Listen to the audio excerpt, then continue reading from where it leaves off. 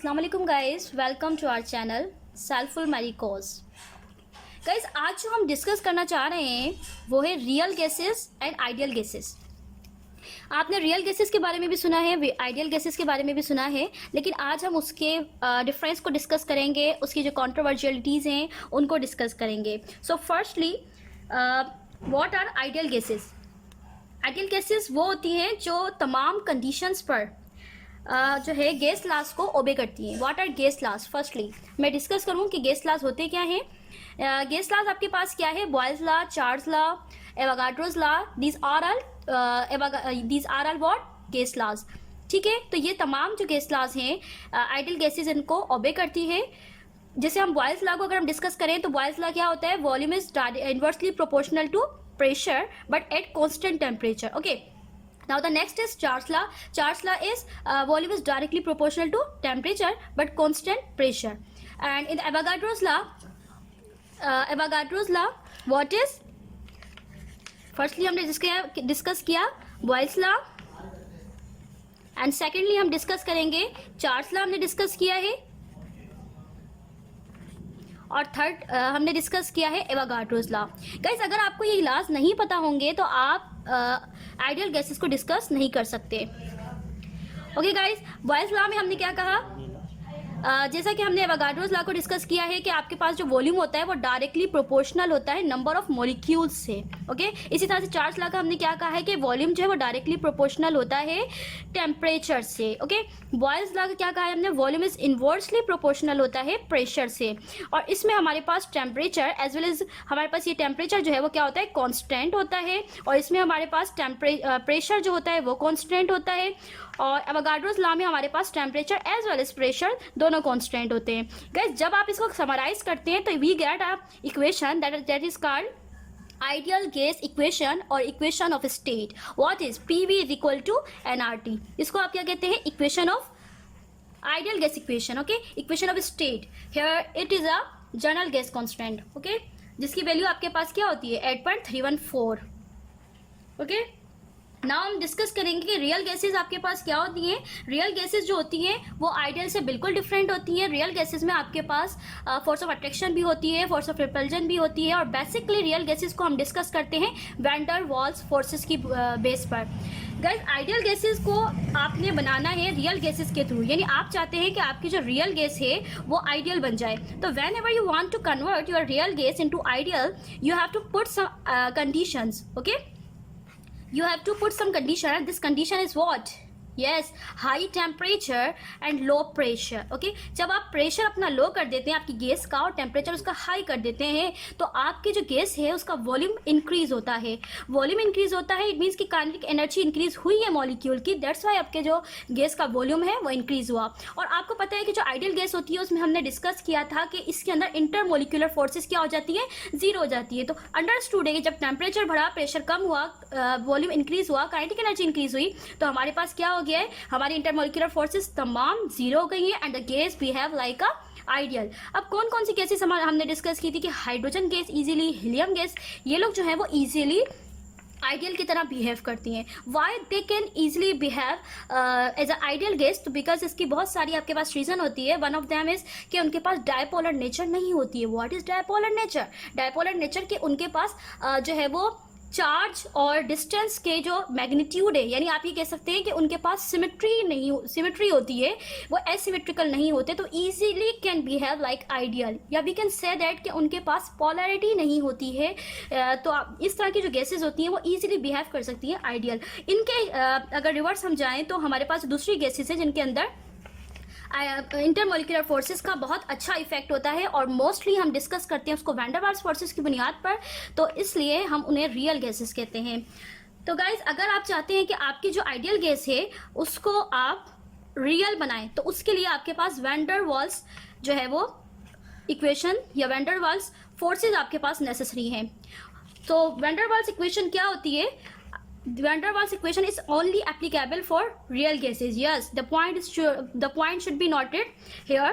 The ideal gas equation is only valid for which? Yes, real gases, not for ideal. This is der Waals equation. Okay, इसको हम कह सकते हैं equation of state. What? Equation of state for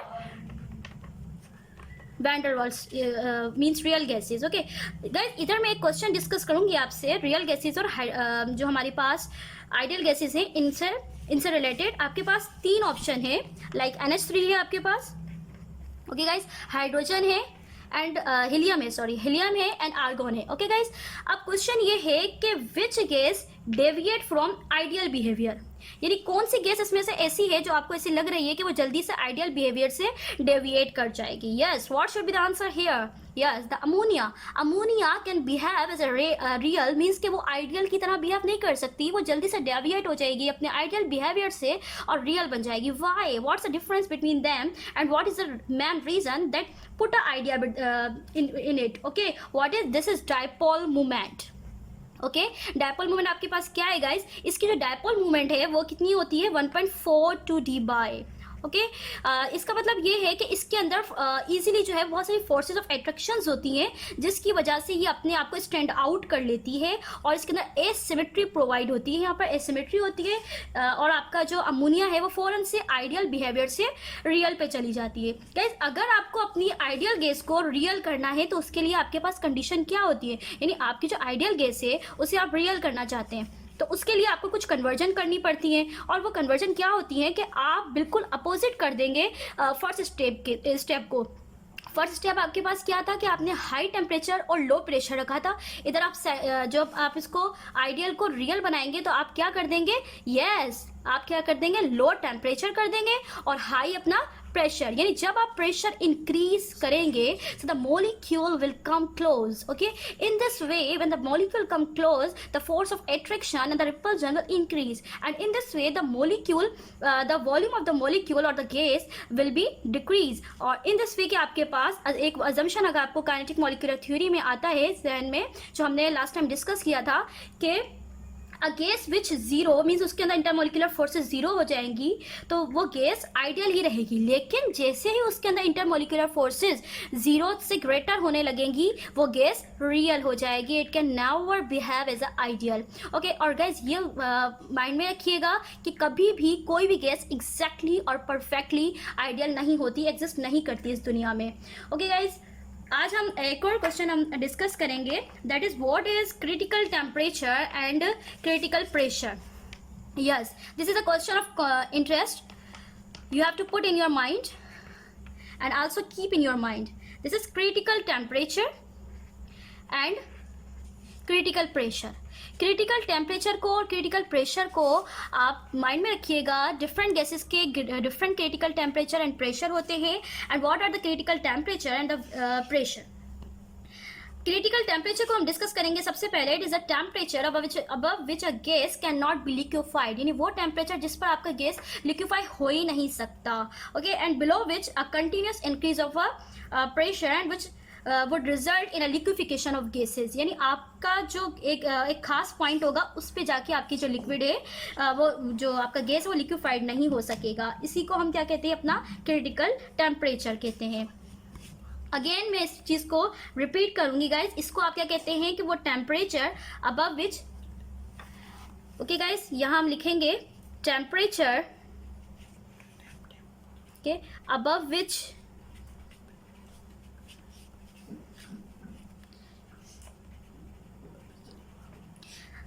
okay gas can not liquefied. Okay, gas liquefied नहीं हो सकती, आपकी जो गैस है उसको हम लिक्विफाइड नहीं कर सकते। ओके गाइज, तो अब जब आप लिक्विड नहीं कर सकते हैं below which a continuous increase of pressure, और उस दौरान आप प्रेशर को अपने इंक्रीज करते जाएंगे और फिर उसके बाद आपकी गैस जो है वो लिक्विफाई हो सकती है। Otherwise by pressure alone you can say that के आपका जो प्रेशर है आप उसके थ्रू ये काम कर सकते हैं। ओके, अब हमारे पास नेक्स्ट पॉइंट है क्रिटिकल प्रेशर। क्रिटिकल प्रेशर क्या होता है? वो प्रेशर जो रिक्वायर्ड होता है किसी भी गैस को लिक्विफाई करने के लिए उसके एक खास क्रिटिकल टेम्परेचर पर, उस प्रेशर को हम क्रिटिकल प्रेशर कहते हैं। तो both are we can say that के both are in are relation. Okay, तो हम ये कह सकते हैं इसकी आप definition, yes you can write and you can note it. What critical pressure? The pressure